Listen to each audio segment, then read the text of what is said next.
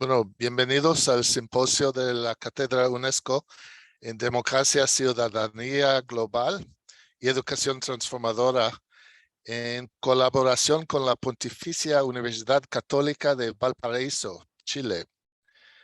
El título del simposio es Diálogo y Emancipación.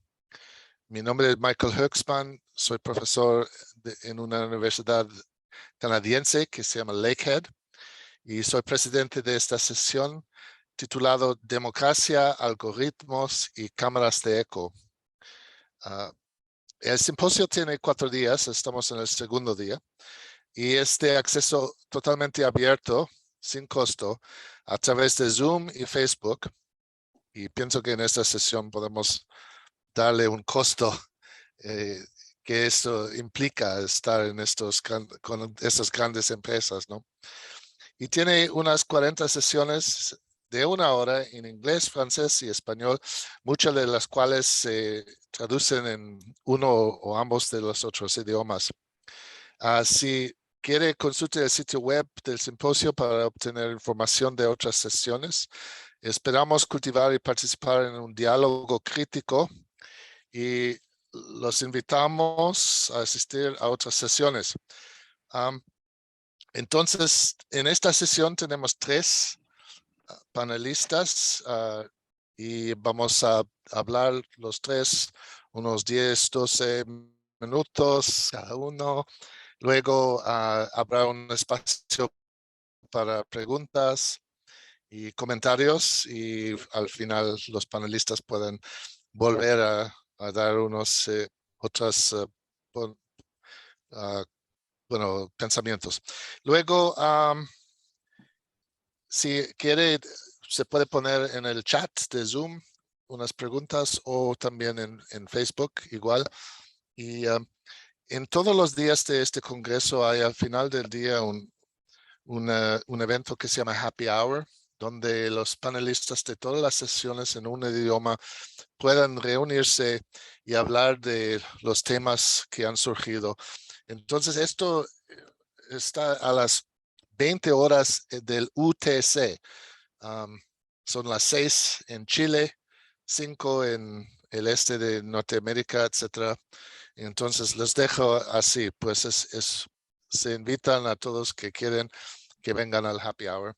Entonces hoy me toca esta sesión con estas personas interesantes, una de Ecuador que radica en Chile, otro un profesor de España, y va a hablar primero, y el tercer soy yo también participo. Va a hablar primero Natalia, y vamos a hacer las introducciones antes de todos. Pero Natalia es licenciada en es comunicadora social, magíster en ciencias sociales, doctorado en ciencias sociales de la Universidad de Chile. Ella es de Ecuador y ha publicado diversos artículos sobre comunicación política, género y derechos humanos. Sus temas de interés son representación mediática, discursos, acción colectiva y migración contemporánea. Y antes de los otros voy a hacer una breve introducción, pero le voy a dar ahora el espacio a ti, Natalia, si quieres.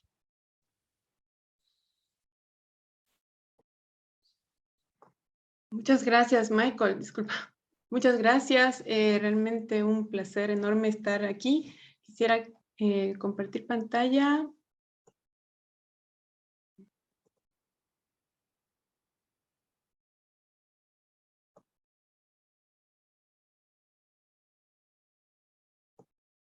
Listo. ¿Me confirman, por favor, si lo pueden observar? Sí. Sí, muy bien, gracias. Sí, voy a ponerme el cronómetro para tratar de no salirme de los 10 minutos.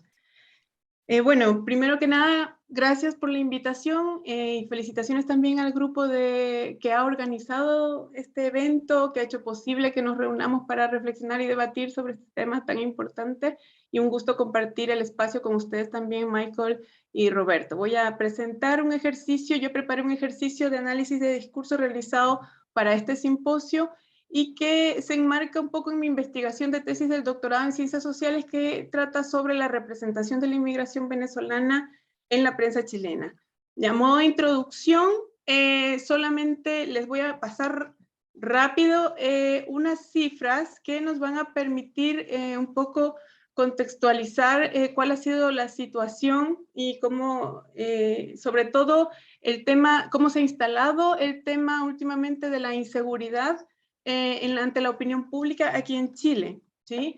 En la encuesta esta nacional urbana arrojó que la percepción de aumento de la delincuencia en el país se ha incrementado progresivamente año a año, ¿sí? Hasta alcanzar actualmente un categórico 86.9% de percepciones que, sobre esta temática, pero a mí lo que me llama particularmente la atención es que dentro de ellas hay una generalizada percepción que relaciona siempre de manera directa la migración con la delincuencia. Otras encuestas, por ejemplo, del CEP del 2017, ya revelaban que en el 2013, por ejemplo, un 35% de la población ya entendía o ya miraba la inmigración como un problema que elevaba los índices de criminalidad. En esa misma encuesta, en el 2017, esa cifra se elevó al 41%, y así cifras más actuales, por ejemplo, vemos que en espacio público también una encuesta reveló que el 49% de la población piensa que la migración es dañina porque aumenta los problemas sociales, en fin, ¿no? Sin embargo, y esto también es importante señalar, hay un estudio que realizó también el CEP entre los años 2006 y 2018 que arrojó esta cita que traigo textualmente, que dice, es un resultado muy importante, que dice que los extranjeros participan muy poco en cambio en delitos y que más aún su participación relativa va cayendo en los últimos años. Bueno, aquí lo que interesa un poco es evidenciar que a pesar de esta evidencia que ofrece la literatura, no solamente en Chile, sino a nivel internacional sobre inmigración y delincuencia, pues no se ha podido establecer categóricamente que exista una relación entre estos dos fenómenos. Sin embargo, constatamos en los resultados estadísticos, en las encuestas, siempre que persiste esta creencia entre la población de una correspondencia entre lo que es migración y lo que es delincuencia. En el caso chileno, por ejemplo, salta a la vista también que, bueno, para explicar un poco este contexto, la migración ha ido creciendo también en Chile durante los últimos años, sobre todo también con la llegada de la comunidad venezolana durante los últimos 5 años, y actualmente en Chile existe casi 1,5 millones de personas extranjeras, ¿sí? De donde se puede observar que la población venezolana es la más prevalente, seguida de la peruana, haitiana y colombiana. Incluso la comunidad venezolana ha llegado en poco tiempo a desplazar justamente en número a la población peruana, que es una comunidad que guarda, digamos, históricamente más cercanía con Chile. Entonces, sin duda nos encontramos ante un acontecimiento de alto interés público, pero ¿cómo se explicaría entonces esta persistente representación de la supuesta relación inmigración y delincuencia? Intentamos responder a estos cuestionamientos a partir de un análisis del discurso de la migración de estos dos mandatarios, ¿sí? Me enfoqué simplemente en tomar cuáles fueron los discursos del mandatario, del expresidente Sebastián Piñera entre marzo y agosto de 2018 y de Gabriel Boric entre marzo y octubre del 2022, para conocer cuáles eran sus discursos sobre la migración durante los 6 primeros meses de gobierno. Y bueno, para conocer de dónde surge esta percepción, ¿no? Bastante generalizada entre migración y delincuencia, o sea, por qué se mantiene y por qué, a pesar de que no tenga un soporte real y comprobable, pues estadístico, que lo verifique. Mi hipótesis es que estos imaginarios sociales son el resultado de una dinámica de producción de sentidos donde los campos político y mediático, y en estos de mediático también incluyo las redes sociales, ¿sí? No solamente los medios tradicionales, se interrelacionan en torno a la migración. Entonces, básicamente me estoy refiriendo a prácticas discursivas, es decir, a usos del lenguaje que tienen que ver con la producción de significaciones y que en determinado contexto buscan disputar la construcción de lo real en el discurso, o sea, buscan generar el consenso en la sociedad, o lo que en palabras de Bourdieu sería la lucha por la representación legítima del mundo social, ¿no? Desde esta perspectiva bourdiana, el juego político busca el monopolio de la capacidad de posicionar ideas fuerza en la sociedad, ideas que funcionan como una fuerza de movilización. Y es en esta apuesta que los medios de comunicación juegan también, y las redes sociales, un rol significativo como generadores de conocimiento y mediadores entre esta percepción y representación de los objetos de referencia, en este caso la migración. El acontecimiento entonces de la migración está mediado por discursos hegemónicos que le otorgan un sentido, que juegan una batalla simbólica en el campo de la opinión pública para la construcción de la realidad. Entonces, esto lo voy a pasar rápidamente simplemente para contarles que así clasifiqué un poco las declaraciones de los presidentes, y es fácilmente, lo primero que salta a la vista, digamos, es como a pesar de que partieron en sus gobiernos respectivamente con declaratorias siempre a favor de los derechos humanos, inmediatamente fueron cambiando, digamos, las dinámicas discursivas hasta, digamos, hasta cierto punto coincidir, a pesar de que se trata de dos gobiernos con posturas ideológicas aparentemente, pues, adversas, contrarias. Sin embargo, cuando se trata del tema migratorio, llegamos a encontrar particulares coincidencias.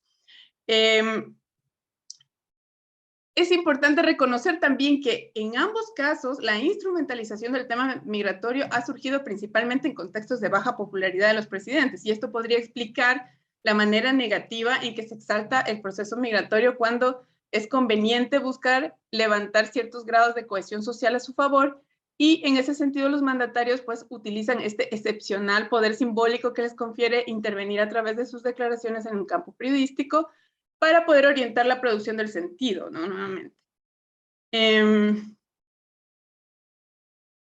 Creo que vamos bien con el tiempo. Entonces, para entrar un poco a partir de estos hallazgos, ¿sí?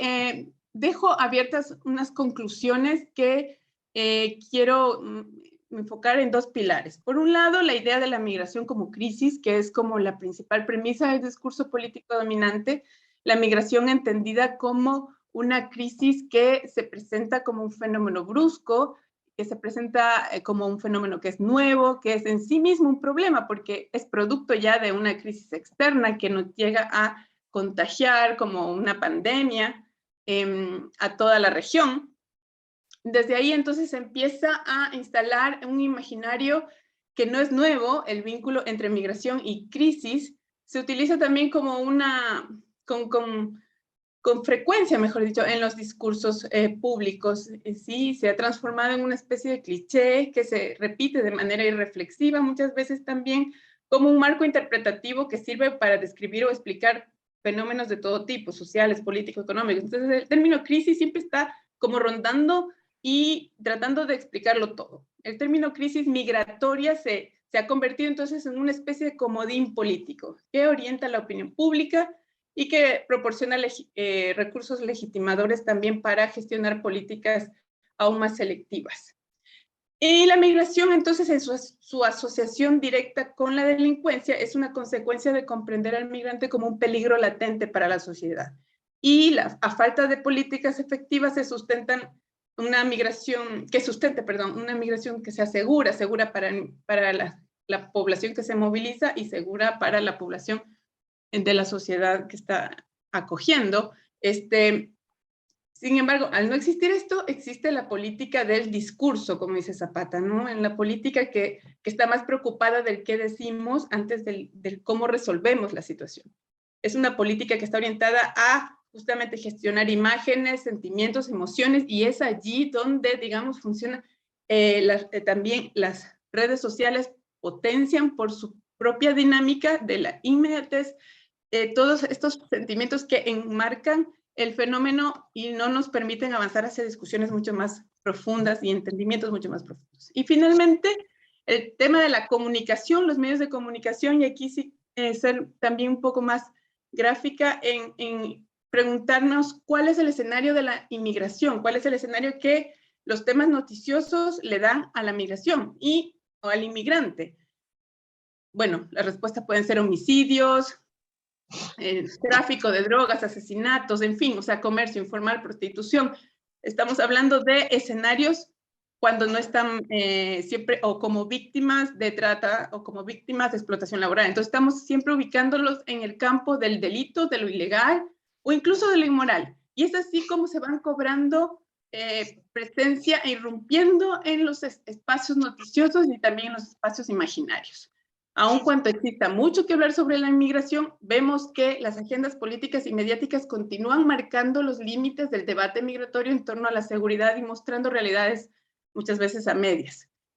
Y finalmente, ya para ir cerrando, cuando estos mecanismos hegemónicos de significación, de construcción de sentido se naturalizan y la misma sociedad termina reclamando mayor severidad y control en el desarrollo de las políticas represivas, de endurecimiento policial, etcétera, cuando se da esta construcción de sentido que se reproduce en los medios de comunicación, en la información digital, en las redes sociales, termina por naturalizar prácticas prejuiciosas y racistas incluso en lo cotidiano. ¿Ya? Por más que las personas tengamos la capacidad de contrastar información, no siempre estamos dispuestas a hacerlo, y más bien lo que se perpetúa es este esquema maniqueísta y fraccionado de lectura de los fenómenos sociales que nos tiene como acostumbrados a la inmediatez, a buscar respuestas fáciles frente a las situaciones difíciles, como lo es el caso de las migraciones, que más bien corresponde a procesos estructurales que son propios del capitalismo globalizado y no a fenómenos esporádicos como este concepto de crisis que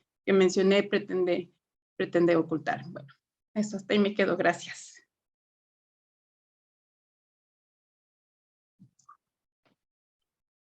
Excelente, gracias Natalia. Nos ha dado mucho aquí en las relaciones entre los medios y la realidad social. Yo no veo la posibilidad de compartir pantalla. Oh, no, aquí está, sí. Vamos a ver si... sí. Y esto no. Yo querría hacer una observación. Sí, porfa. Sí, el fenómeno que cuenta Natalia no es un fenómeno solamente de Chile, sino es un fenómeno que se da a nivel global, casi planetario. Y diría que está fomentado por grupos de derechas y sobre todo por gobiernos fascistas o que tienen una ideología determinada.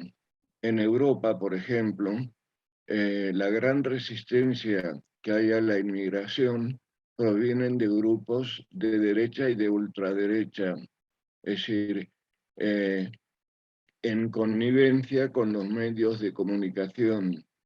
Te sugeriría, Natalia, que vayas al fondo de la cuestión, cómo se generó esta cuestión, es decir, este odio al diferente, porque tú también eres una inmigrante, es decir, cómo los políticos de derecha y ultraderecha de Chile, aquellos que derrocaron a Allende, que están presentes en la vida cotidiana de Chile, conozco Chile y amo Chile, es decir, siguen aún vigentes, siguen aún presentes. Es decir, creo que es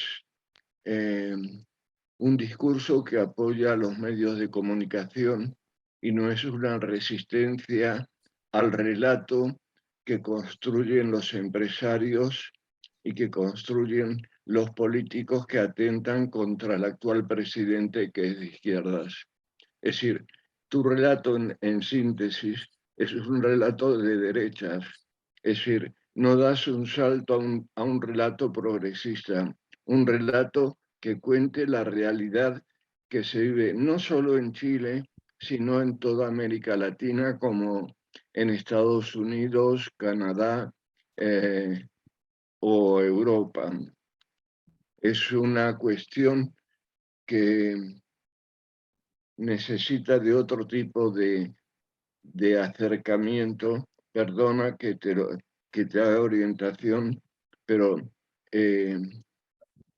es el fascismo emergente que hay en América Latina, como hay en Europa y Estados Unidos, Canadá y buena parte del planeta, hace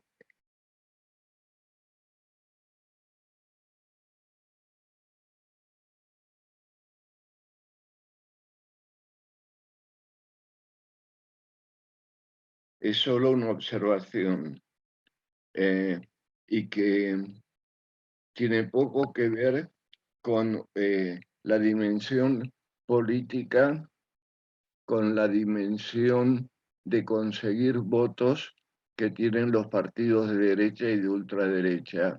El odio al diferente, porque tú eres diferente, aunque eres latinoamericana, eres diferente. Y te ¿Quieres lo, responder? y te lo ¿Quieres hace. Oh, disculpa, Roberto. ¿Cómo? Digo, disculpa, yo pensé que iba a decir que quiere responder a Natalia, pero ¿querías terminar, Roberto, ya? Sí, quería terminar diciendo que este tema de la inmigración es un tema que necesariamente no se puede vincular a un movimiento semejante, pero de otra naturaleza que hubo en la Edad Media, que había movimientos de un sitio a otro, de un sitio a otro, que no se debía al fascismo, porque el fascismo no existía aún. Pero en estos momentos lo que ocurre en medio planeta es el odio al diferente. Bueno, vamos a dar espacio, porque tomando este papel como dialoguista, eso es una buena respuesta a lo que ha dicho Natalia. Quizás le damos la palabra y luego voy yo y tú puedes también responder al mío, a Roberto, mientras que luego desarrollas tus propios comentarios. Natalia, ¿querías responder? Gracias Michael. Brevemente, sí, yo comparto totalmente muchas de las observaciones que ha hecho Roberto.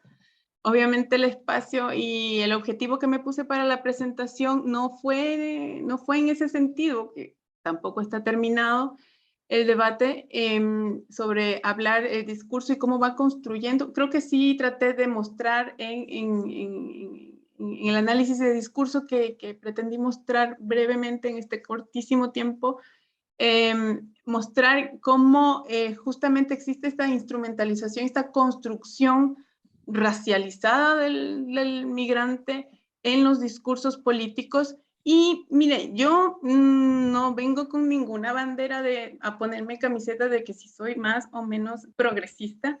En mi postura, yo creo que en mi trabajo de investigación lo que pretendo es mostrar justamente incluso las contradicciones en las que caemos discursivamente, incluso los gobiernos de izquierda, ¿sí? Y en esto yo creo que hay que ser muy autocríticos, tener un compromiso político o una visión ideológica sobre un fenómeno. Obviamente es legítimo, pero yo creo que sobre todo hay que demostrar, hay que aportar justamente a las ideas o al anhelo que tenemos de construir sociedades más inclusivas, más justas, inclusive si lo queremos ver anticapitalistas, pues aportar justamente con el pensamiento crítico, ser capaces de ver nuestros propios errores para justamente darnos cuenta que aunque tengamos la intencionalidad, yo no digo que por ejemplo en este gobierno, en el gobierno actual, no estoy equiparándolos como que son dos cosas iguales con el anterior, lo que estoy mostrando es cómo en un cierto punto llegamos a una misma instrumentalización. Entonces, tampoco eso deslegitima todo el trabajo que se ha hecho desde los gobiernos justamente para superar estas barreras de discriminación y acercarnos más a la realidad concreta de una sociedad mucho más inclusiva. Eso no está en debate, eso no lo quiero discutir siquiera, no lo he puesto en duda. Simplemente he querido mostrar cómo en términos discursivos también en ciertos momentos de debilidad política, cuando está en juego, por ejemplo, la popularidad de un presidente, enseguida el tema migratorio surge como un comodín, ¿sí?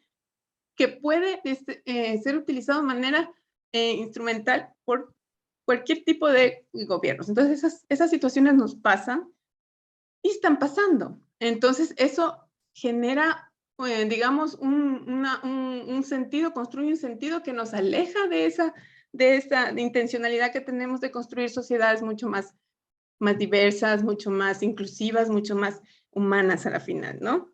Creo que por ahí va un poco mi respuesta. Bueno, Michael. vamos a dar al canadiense un espacio por un instante y luego viene a Roberto detrás de mí. Pero yo, como saben, mi nombre es Michael Huxman. Los últimos libros en que he tenido algo, un papel, uno se llama The Capitol Riots, es acerca de la gran manifestación en Washington.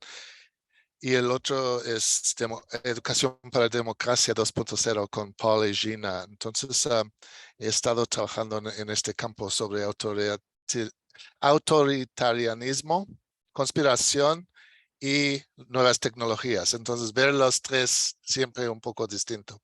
Entonces, la charla que voy a dar rápido, que comienzo mi reloj aquí. Roberto, aquí está. Encajonados, que estamos encajonados por los algoritmos y dataficación. Y este es vamos a ver si puedo moverlo. Ok, entonces hay que tener fe en la tecnología y también escepticismo. Esas son fotos de Chile. Y mi teoría, es que estamos encajonados. Entonces se ve muy bonito aquí en una ciudad a la derecha el concepto, pero tenía la foto de Valparaíso para ponerlo en lugar. Entonces esto es a una escala meta, ¿no? Que estamos siempre en un alambre de algoritmos, de dataficación, no hacemos nada sin estar debajo de la vigilancia de las empresas y los algoritmos. Y aquí en esta imagen se ve más al nivel micro. Estamos obsesionados, estamos metidos, hostigados en estos. Y cada uno tenemos nuestro mundo privado. Uy, acabo de apretar un botón que me perdí de mi lugar. Normalmente no utilizo este ordenador, entonces estoy como medio perdido en lo que estoy haciendo. Cada botón me está impulsando a otra cosa. Entonces, Facebook no nos necesita contactar si hay un nuevo empleo porque sabe todo de nosotros. Y es interesante, se puede hablar mucho de lo tanto que sabe de nosotros y nuestros hábitos. El tema de algoritmo, bueno, es realmente de siglos, ¿no? De siglos. Mi papá me estaba contando que algoritmo y álgebra viene del mismo libro de un matemático árabe de los primeros siglos del primer milenio.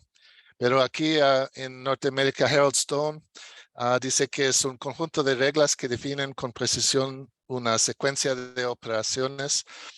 A mí me gusta, como dice James Bridle, el inglés, que es historia transformada en una ecuación matemática que cuando se resuelva produce el futuro. Y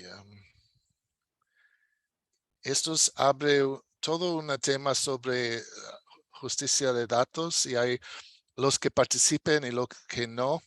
También la cuestión si es el algoritmo que es racista o si somos nosotros. Había este acontecimiento con Google donde se habían metido 3 adolescentes negros, 3 adolescentes blancos. Google, bueno, fue una un como pequeño incidente y Google decía, bueno, son ustedes los racistas, no somos nosotros. Pero hay una brecha de datos y una cuestión de participación. ¿Quién está participando, quién no? Y es una paradoja, porque si no participa, no está influyendo la cultura en su avance, pero si cuando participe dentro de un esquema de una caja empresarial, ¿no? Entonces, es participar y estar captado dentro de los datos o no participar y no influir en el futuro. Y bueno, se ve como Amazon es un ejemplo de cómo se muestra que te interesa aquel tema, probablemente te interesa el otro, etcétera. Y así funcionan al nivel mucho más grande los algoritmos detrás de todo. Y tenemos por sentado que el algoritmo es opaco, que no se entiende, es dominio de experto, demasiado complejo para nosotros. Y Google nos resulta con estas imágenes que estos muestran los cambios de algoritmo que han hecho. Ahora, los medios de hoy tienen como 3 niveles. Uno es más tradicional, un 1.0, y eso hay una intensificación del modelo de control privado. El 2 nos dio una posibilidad de voz de oprimidos, y también pero salieron también los reprimidos. Y los algoritmos ahora nos separan en estas cámaras de eco y no tenemos oportunidad siempre de saber qué están recibiendo los demás, ¿no? En Canadá se hizo alguna investigación sobre el tema y con chicos de 13 a 17 y estos verbos son interesantes, que los chicos se salieron preocupados, frustrados, escépticos y vieron muy extraño lo que estaba pasando con los algoritmos y pidieron mayor conciencia, mayor transparencia, mayor protección, control de datos y participación en las decisiones. Ahora, esto me llega a mi caso de interés, que el año pasado aquí en Canadá hubo lo que es un gran evento, una ocupación de la ciudad capital de Canadá, Ottawa, por camionistas. Y este convoy tenía mucho que ver, estaba parecido a lo que pasó en Estados Unidos. Y de ahí, bueno, obviamente son gente con agencia, pero hay también el papel de los medios en inspirar a las personas y organizarlos, etcétera.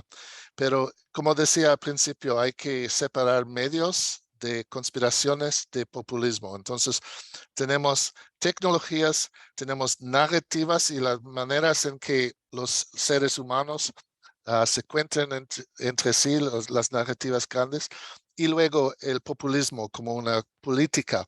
Y hay esfuerzos detrás de este populismo. El populismo no entra desde un algoritmo.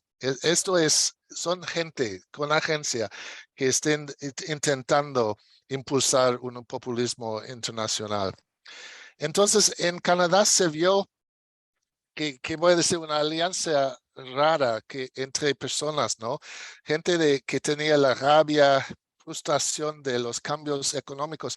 Estaban muy frustrados por el final del COVID y los mandatos. Esto fue la historia que dieron era que eso es todo contra el mandato, ¿no? Pero sin embargo, se vio varios públicos dentro del mismo. Y se puede decir que había un día y noche de los eventos allá. En el día, mucha fiesta, niños, etcétera. Y en la noche, mucho más oscuro, algo más, se vio más voy a cambiar mi lugar aquí. Más sinistro, se vio las gente un poco emborrachados, muy agresivos, etcétera. Entonces se ve que el movimiento mismo tiene 2 partes y dentro de esto mucho racismo. Se ve aquí una foto muy importante o famoso que se tomó, pero hay aquí muchos pequeños símbolos de la derecha. cosas que quizás la gente no interpretan, pero nosotros sabemos. Y también carbón, la presencia de los camiones y este tipo de defensa sobre la economía de carbón. A la vez había gente, digamos, cotidiana, mucha gente se inspiró por esta protesta. Y en este momento estamos viendo una confluencia de movimientos de protesta entre derecha y izquierda. Y la derecha está apropiando el espacio de protesta en Norteamérica contra los grandes farmacéuticos, contra los grandes bancos, contra el grande gobierno, etcétera. Y es muy difícil ver quién está realmente comentando sobre el crisis de capitalismo. Y aquí se metió mucho en las conspiraciones. Justin Trudeau y su relación con la gente del World Economic Forum, el Foro Económico Mundial, fue como un gran punto de análisis de la gente de la caravana. Y en eso puedo hablar, pero al final esto es la cosa que realmente se vio como un resultado, que mucho fue estimulado por conspiración. Y en esto también la ficción y la realidad se mezclaron y se ve las influencias de los medios como Dr. Evil de Austin Power y el tipo Klaus Schwab del World Economic Forum, del foro. Y supuestamente tengo todavía 52 minutos, pero 52 segundos. Dijeron también que los medios estaban en conspiración contra... Hay un camión detrás de mí. Los medios estaban en conspiración contra los manifestantes, pero ellos supieron utilizar Facebook por su causa. Y los medios masivos fueron para ellos el enemigo, ¿no? Que estaban en contra. Y se usaban muchos memes. Estos eran dos ahí. El uso del meme, el uso del internet para estimular la protesta fue importantísimo. Y bueno, esos son mis comentarios y llegué en 10 minutos, 50 segundos. Entonces le dejo a ti. Bueno, quiero dar el espacio a Roberto y luego tenemos tiempo para diálogo. Entonces, y Roberto, cuando comienzas puedes también ser dialoguista de nuevo si quieres, pero mi gran gusto presentarles el profesor Roberto Aparici de España, un personaje, un referente de la educomunicación y autor y coordinador de muchos libros, y quiero mencionar nada más algunos que están muy relacionados al tema de hoy. Uno es comunicar y educar en el mundo que viene. Otro es el algoritmo de la incertidumbre, es el más reciente, pienso. La posverdad y sonríe, te están puntuando. Entonces, esos son algunos de los resultados de las investigaciones y diálogos de Roberto Aparici. Entonces, tu turno, Roberto. Muchas gracias, Michael. Sobre todo los tres últimos libros que has mencionado, La posverdad, Comunicar y educar para el mundo que viene, que es el que ya vivimos, y en el que está basado prácticamente, más que mi exposición, una posible interpretación a este fenómeno que estamos viviendo, el algoritmo de la incertidumbre. Y además quiero recomendar, que me parece fundamental, dos libros claves para esta educación. Dos libros que de alguna manera nos dan muchas pistas para entender estos tiempos de algoritmos. Uno es El capitalismo de plataformas de Nick Snyder. Está en castellano. El capitalismo de las plataformas, y un libro que me parece esencial, fundamental, La era del capitalismo de la vigilancia, que de alguna manera a este tema se refería el profesor Michael. Sí. El tema, una de las reflexiones con las que quiero comenzar es, entre comillas, la casualidad que el COVID coincide con la planeterización, con el llevar al mundo planetario las plataformas. Fijaros que antes del año 2019 apenas se esbozaba el tema de las plataformas, pero todos los gobiernos a escala mundial aceptan, sin pensarlo, sin analizarlo, qué hay detrás de esta plataforma, por ejemplo, cómo nos están vigilando, qué datos están tomando de nosotros, para qué sirve esta plataforma. A los gobiernos les quitó un peso de encima porque así podían seguir dando que los niños y las niñas pudieran asistir a clase, que los maestros y las maestras que no tenían ni idea de esto, de la noche a la mañana comenzaran a usar esto, y las aulas se llenaron de plataformas. Pero fijaros, yo estoy al lado de Natalia, yo quiero tocar a Natalia, estoy al lado aparentemente de Natalia. Estamos en 3 celdas diferentes, como si estuviéramos en 3 prisiones diferentes. Es decir, este medio, que es de última generación, fomenta una vieja pedagogía, fomenta los modelos transmisivos. Esta tecnología de las plataformas realmente lo que hace es un volver atrás.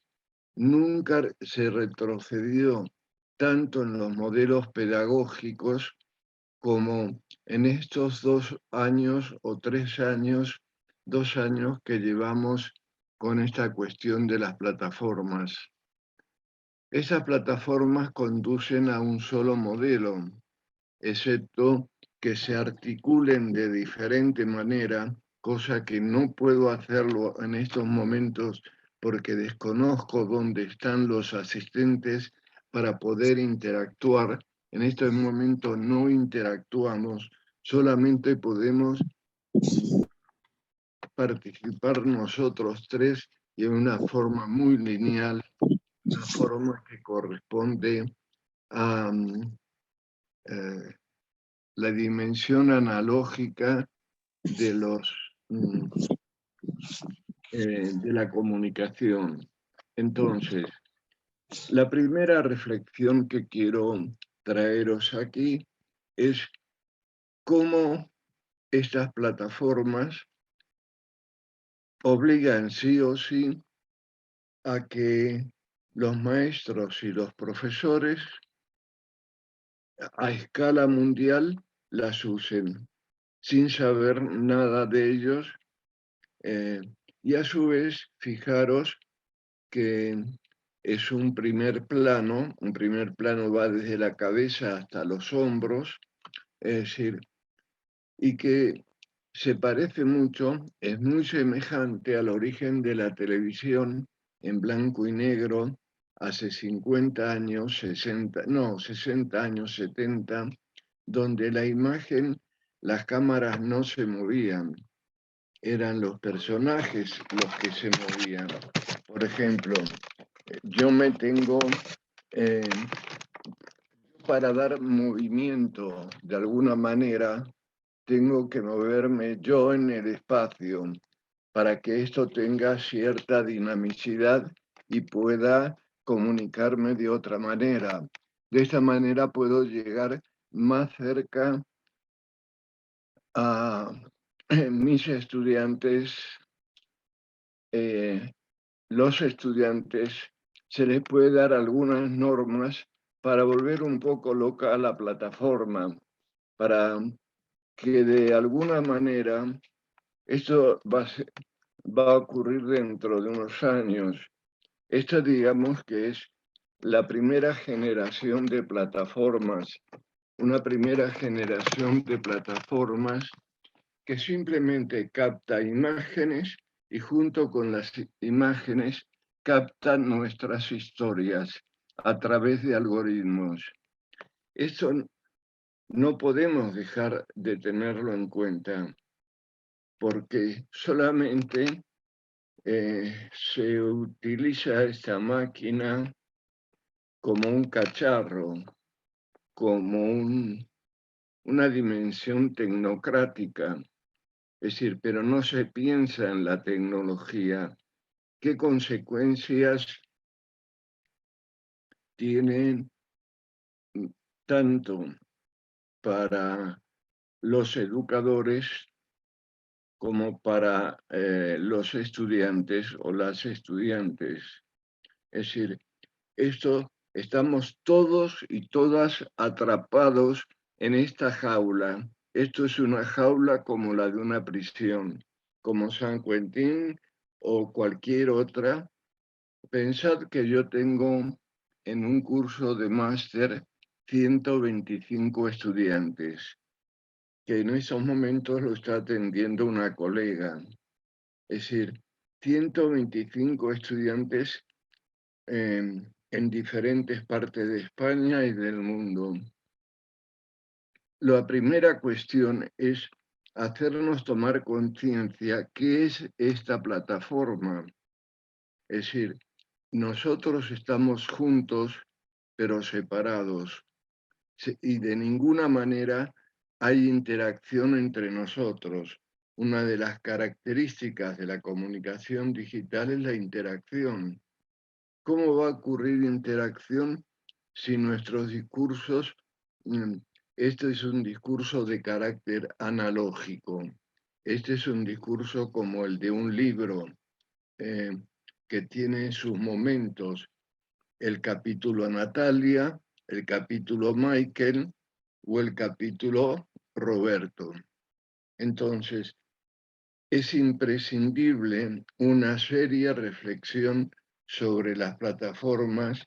Y una de las pocas publicaciones a escala mundial es el libro Capitalismo de Plataformas. Nos da algunas claves para entender cómo nos usan a nosotros y cómo nosotros aceptamos ser usados a través de Zoom o de Teams o de cualquier otra plataforma. Nosotros no podemos revelarnos a la dinámica, a la construcción estética que es horrorosa, es un plano fijo, un plano que no se puede mover, excepto que yo mueva mi ordenador en el espacio. Pensemos que todos nosotros tenemos una cultura audiovisual a través de la televisión y a través del cine y a través del ordenador. Esto aquí no ocurre. Esto es la parálisis del movimiento. Me quedan, creo que 4 minutos. El otro tema del que quiero hacer referencia es el algoritmo de la incertidumbre. Tengo que agradecer al editor que se haya arriesgado con 3 libros minoritarios, con 3 libros que hablan sobre nuestro tiempo. Esto es más frecuente en el mundo anglosajón. Los libros a los que se refería Michael, tanto Posverdad como Comunicar y educar en el mundo que viene, como el algoritmo de la incertidumbre, está editado por Gedilla y hay editorial Gedilla en Chile y en buena parte de Latinoamérica. Hay un artículo también de Michael en este libro, y lo interesante de este libro es que es un libro web. ¿Qué significa un libro web? Este libro, muchos de sus capítulos tienen QRs. Quiero mostrar uno de ellos para que toméis conciencia. ¿Cuál es? Es, digamos, un libro exploratorio, es un libro experimental. Es decir, el libro está lleno de QRs. Estos QRs te ponen en contacto con la web. Para mí es uno de los primeros libros, es un libro web. Es un libro que te conecta, te relaciona el libro con el teléfono a la web. Tiene una serie de errores por ser un libro experimental, pero el próximo está cuidadosamente entrelazado para que haya muchas imágenes y que te conecten a muchos lugares de la red. La cuestión es, cada vez que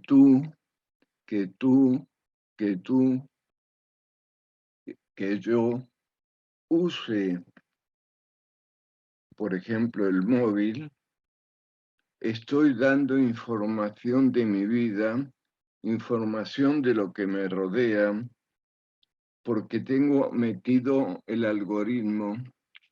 ¿Y cómo puedo evitar que el algoritmo, al menos despistar al algoritmo? Estoy haciendo un experimento con 3 teléfonos, dándole información al algoritmo, información contradictoria.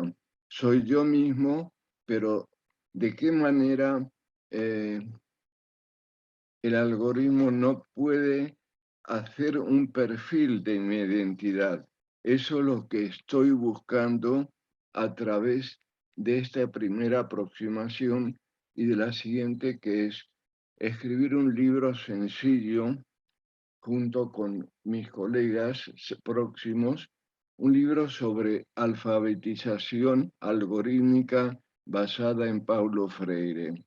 Así como Paulo Freire nos enseña a leer críticamente, este libro lo que va a hacer es enseñar a leer el lenguaje de nuestro tiempo.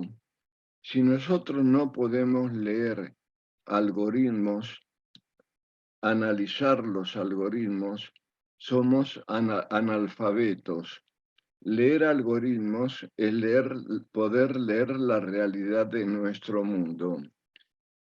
La diferencia que existe con el análisis de medios que se hacía convencionalmente es con lenguaje analítico.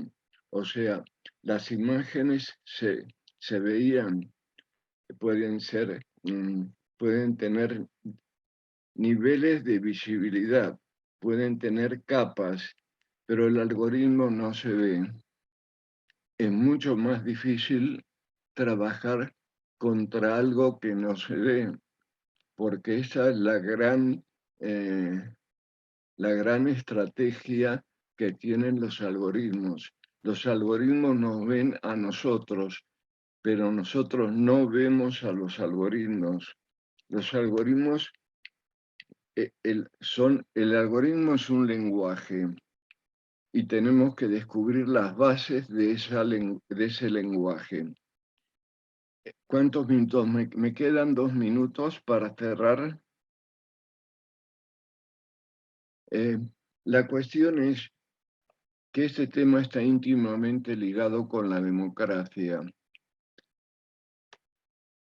Las 6 grandes empresas que denuncian Shoshana Zuboff, en su libro La era del capitalismo de la vigilancia, son las que recogen todos nuestros datos. Son 800 páginas sumamente interesantes, entretenidas y con mucha fundamentación de los pocos libros no panfletarios. Quizás debemos dar unos... Sí, ya terminó. La cuestión es, ¿cómo defendemos la democracia? La democracia, por un lado, corre peligro a través de los grupos fascistas que existen. Por ejemplo, en España tenemos dos grandes grupos de derechas, el PP y Vox. En América Latina hay muchos países con gobiernos de derechas, con grupos de ultraderechas y con fascistas. En el caso de Estados Unidos, hemos tenido Trump y tenemos los sucesores de Trump. En Italia tenemos una presidenta de ultraderecha. Pero Así, esto se extiende a nivel global. ¿De qué manera vamos a defender la democracia si a su vez estos grupos de ultraderecha, en connivencia con las grandes empresas, articulan mensajes invisibles para orientarnos sin que nosotros lo deseemos hacia la derechización de nuestras propias ideas? Vamos a interrumpirte, Roberto, porque nos queda poco tiempo, 2 minutos de la sesión, y había dicho que podemos superar para 5 más, pero gracias por todos esos comentarios y nosotros podemos seguir alguna de esas líneas porque son muy importantes, pero quería ver si hay preguntas o respuestas, comentarios del público primero y también de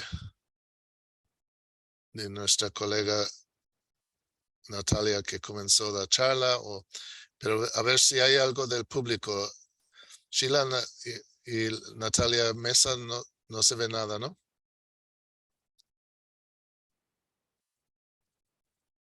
Y hay una pregunta de los pocos que estén con nosotros aquí. ¿Querías responder algo, Natalia Cedillo, sobre el tema de hoy y dónde nos hemos ido? Me pareció súper interesante. Yo creo que coincidimos, uno de los hilos conductores, si podríamos decirlo así, de las 3 reflexiones que escuchamos, es el tema de la dominación, finalmente, ¿no? Me parece que ahí coincidimos en la necesidad de identificar que la dominación a veces la pensamos como que está fuera de nosotros, o sea, como que es algo que está allá afuera, y sin embargo, si por algo funciona el poder es porque está inmerso en nuestras prácticas, en nuestros hábitos, en nuestras propias, en eso que no se puede ver justamente. Es allí donde opera el poder y es allí donde opera la dominación. Y creo que en eso, Roberto, y con lo que tú has planteado, Michael, y yo coincido plenamente, porque el poder funciona y está justamente en eso, y por eso la necesidad de rever siempre constantemente, replantearnos desde dónde estamos hablando, desde dónde estamos mirando la realidad, y siempre tratar de ubicarnos desde un lado, un pensamiento crítico, ¿no? Porque justamente a la final estas herramientas que se presentan como que se presentaron en un principio como en un espacio de democratización de la palabra, así del pensamiento, como lo han expuesto ustedes muy bien, claramente han terminado convirtiéndose en instrumentos justamente de dominación a través de los cuales pues, nos han obligado incluso a cambiar nuestros hábitos, nuestras prácticas, me refiero. Entonces, creo que eso es un tema que queda ahí como bastante interesante para continuar retroalimentando nuestras investigaciones en función de cómo la dominación va operando a través de estas plataformas y los nuevos mecanismos de comunicación también. Pero yo pienso que el poder también es capilar, como dice Foucault, entonces que no es unidireccional, ¿no? Es muy complejo y por eso es una lucha para hegemonía. Y lo que no había mencionado en el mío es que al final estamos haciendo unas investigaciones sobre Twitter, ¿no? Pero tweets y viendo cómo la gente que son parte de las corrientes de salud alternativas se han metido en este mismo lucha con gente de rabia y odio, etcétera. Y estamos viendo cuáles son las puertas de entrada a que llegan todos juntos a esta idea de que el gobierno tiene una conspiración contra todos. Entonces, para nosotros estamos viendo muy irónico las nuevas alianzas entre personas y poder en este momento, y como decía yo, no es la tecnología, no es solo la política, no es solo la narrativa que se está dando, es una confluencia de las tres. Entonces hay que estar un poco cuidadoso con no dar demasiado poder a la tecnología, aunque está muy potente. Y Roberto, tienes un punto de un cierre de 2 minutos. Una necesidad de formar a escala mundial para defender las democracias. Nunca las democracias mundiales corrieron tanto peligro como en estos momentos. Es fundamental campañas de alfabetización digital. Los gobiernos prácticamente no lo consideran como un tema de urgencia, y es el gran tema de urgencia. Cómo preparar a la ciudadanía para el año 2025, para el año 2030. Esto es solo el comienzo de lo que va a venir. Entonces, que los gobiernos, en primer lugar, que son ignorantes de estos temas, la mayoría de los gobiernos, es muy duro lo que digo sobre la ignorancia de los gobiernos. Lo repetí ayer en una entrevista que me realizaron. Empiecen a formarse sobre este mundo que vivimos, y sus ministerios de educación están a cargo de personas que fueron formadas según concepciones del siglo XX. Se enseña para el pasado, se forma desde el pasado. Es decir, no es enseñar a manejar un aparato, sino qué representa ese aparato en nuestras vidas y qué claves encierran estos aparatos. Todos estos en común, Big Data, plataformas, algoritmos, tienen algo en común, que usan un lenguaje oculto. Tenemos que enseñar, así como Paulo Freire en los años 70 hace pública la necesidad de una alfabetización para la libertad y para la democracia, es necesario una alfabetización digital para las nuevas formas de democracia que empezamos a tener, que empezamos a vivir y forma parte de nuestra vida cotidiana. Eso aquí te vamos a cerrar porque eso es una frase excelente para un término de esta sesión. Muchísimas gracias, Roberto, Natalia, el público que hay aquí hoy y el público el futuro que nos vea en video. Eso es un largo camino y vamos poniendo un paso adelante, un paso para atrás Querría también. dejar para todas aquellas instituciones dada que tenemos algunos instrumentos, pequeñas cosas, dejar mi correo electrónico, que tanto yo como mi equipo podemos empezar a hacer redes sobre ese tema. Mi correo electrónico es robertoaparici@yahoo.es. Roberto Aparici con C, @yahoo.es. Espero vuestros mensajes y espero poder compartir vuestras dudas y descubrir nuevas cosas juntos. Muchas gracias, Michael, por invitarme a participar. Sí, gracias a todos entonces por su presencia, Natalia. Gracias mucho.